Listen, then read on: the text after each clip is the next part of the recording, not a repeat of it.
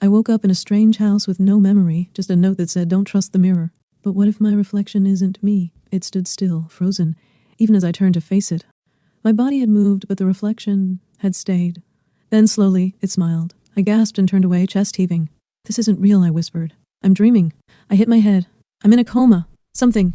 But then I heard footsteps above me. Deliberate, slow. Someone else was in the house. I ran up the stairs 2 at a time, past the staring portraits and shifting mirrors, to the room across from the one I'd woken in. The door creaked open easily. Dust floated in the air. The bed was made crisp and clean, and on the dresser were framed photographs. My breath caught me in every single one. Me with a man I didn't recognize, smiling. Me in this house, holding a book. Me standing in front of that very mirror downstairs, my hand pressed flat against it. I looked older in some of the pictures. Others, younger. The dates on the backs were all wrong, out of order. Some from 10 years ago, others from last week. Was I losing my mind?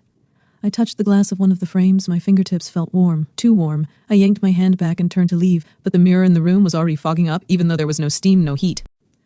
A word began to form in the condensation. Run.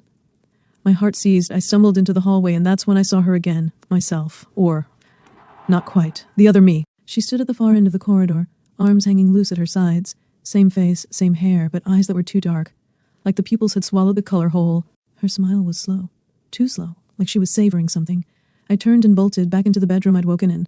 I slammed the door shut and pressed my back against it, breathing hard. No footsteps followed, no sound at all. The mirror in the corner was covered now, a thick sheet pulled over it. Had that always been there? I approached it, hand trembling. A tug. The sheet slipped. Nothing. Just me, pale and scared. But my reflection blinked and didn't stop. It kept its eyes closed, like it was resting. I whispered, "What are you?" It opened its eyes and mouthed the words, "You know me."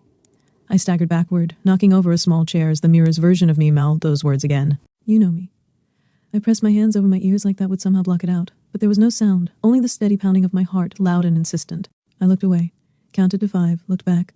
The reflection was gone. Only the room remained. Just me, pale-faced and panting, and the mirror that had gone back to behaving. But I couldn't unsee it. Couldn't pretend that the reflection was just glass and physics.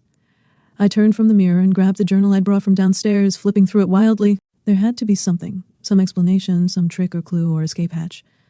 The house is a liminal place. Time breaks here. Memory folds in on itself. The mirrors are thin places. She waits on the other side. She only becomes real if you let her. My hands shook as I read, my eyes jumping lines, skipping over entire pages. My name appeared more and more toward the end. Claire. You wanted to forget. You begged me to trap you here, said it was the only way. I felt like I was unraveling, like I had written that, like I remembered writing that.